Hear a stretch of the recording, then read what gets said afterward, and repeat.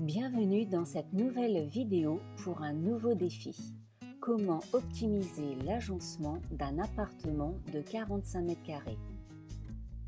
Pour ceux qui me connaissent, je suis Florence, entrepreneur, architecte d'intérieur et investisseur.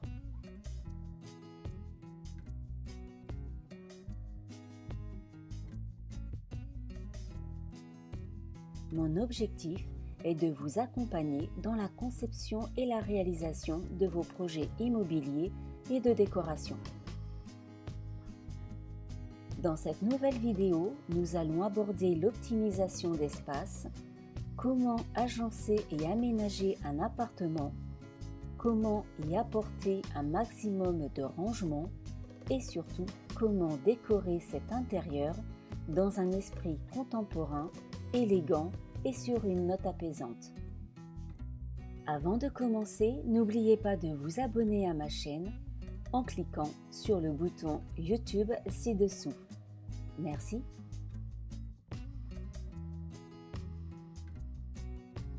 Donc voici le plan en 2D de cet appartement 45 mètres carrés.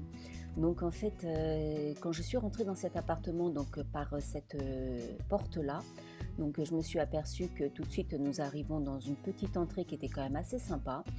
Tout un couloir qui dessert en fait 3 portes. Donc la première porte en fait c'était la chambre. Donc j'ai pu voir que c'était une chambre qui était quand même d'une taille assez correcte pour les appartements que j'ai pu voir. Donc il y avait une fenêtre, donc la possibilité de pouvoir mettre un lit donc de 2 places et un petit rangement.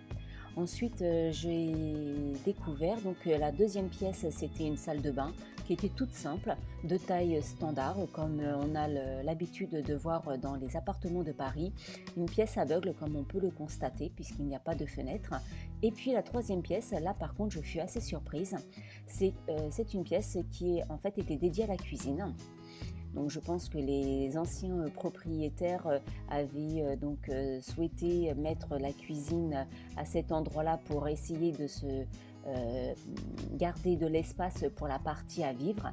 Et donc cette cuisine, comme vous pouvez le constater, il n'y a pas de fenêtre, on appelle ça des pièces aveugles. C'est assez rare, en général les gens aiment bien cuisiner à la lumière du jour.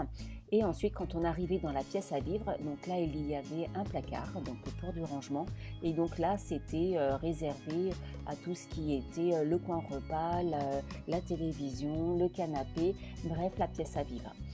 Donc là, nous constatons que nous avons une grande fenêtre et une petite fenêtre de taille standard.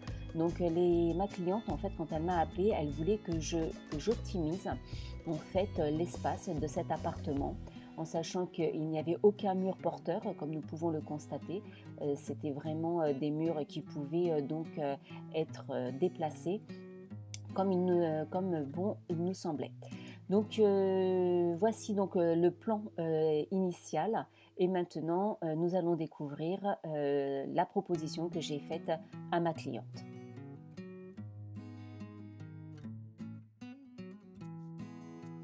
Donc voici le plan que je lui ai proposé. Donc comme vous pouvez le voir, j'ai en fait décalqué le plan initial pour avoir les contours, et ensuite j'ai on va dire redessiner les espaces. Donc j'ai bien notifié l'entrée. Là cette fois-ci la chambre, initialement je l'ai transformée en dressing. La salle de bain elle est restée telle quelle, je n'y ai pas touché. Par contre la partie cuisine, comme vous pouvez le constater, j'ai modifié les cloisons, je les ai déplacées. Donc en fait la chambre je l'ai mise attenante à la cuisine, avec une ouverture sur la partie salon. La cuisine en fait elle est directement intégrée au couloir, comme vous pouvez le constater, et que derrière cette cuisine j'ai fait mettre en place des rangements sur toute la hauteur quasiment de l'appartement, sur cette distance là, qui permet, on est à peu près sur une profondeur de 40 cm, donc ça vous permet à la fois de mettre des rangements pour des vêtements, ça peut être des rangements pour de l'alimentation, ça peut être des rangements pour tout ce qui est les casseroles, les bols, les verres, tout ce qui est attrait à la cuisine. Et ensuite ici vous avez une cuisine complète.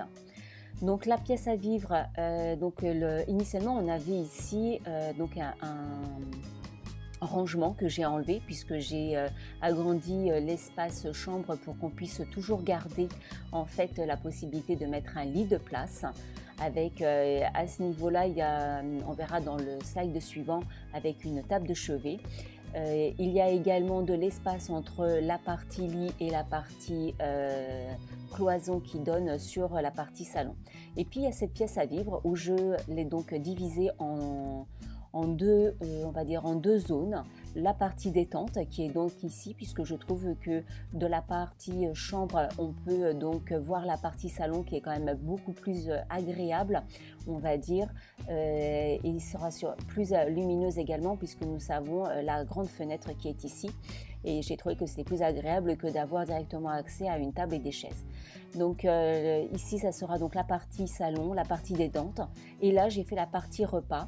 Par contre, ce que j'ai encore amélioré en termes d'espace, c'est que ici, vous verrez dans le slide suivant, toute cette partie-là, j'en ai fait également des rangements. Toujours pareil, sur une profondeur de 40-45 cm à peu près, car dans un appartement de 45 mètres carrés, même pour un couple, ce qui manque toujours, ce sont les rangements. Donc là, j'ai optimisé au niveau de l'espace et j'ai optimisé au niveau des rangements.